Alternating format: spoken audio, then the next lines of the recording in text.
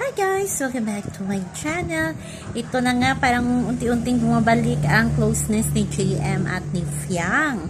Ito nga, nagpapansin talaga itong si GM kahit na wala si Fiang. Ito lang hinahanap niya itong si Fiang. At pag dumadaan si Fiang sa kanya, parang may tinatawag niya din si Fiang at may tinitingnan sa mukha ni Fiang, sa kamay ni Fiang.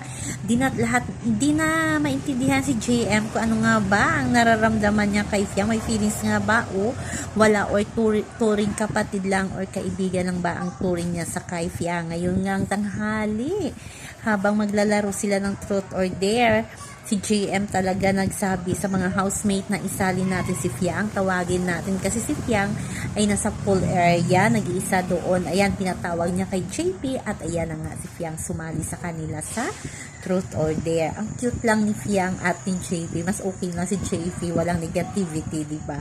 So yun lang po guys ang ating update sa ngayon, hanggang sa muli. Bye bye. Always remember, huwag po tayong magpaka-stress.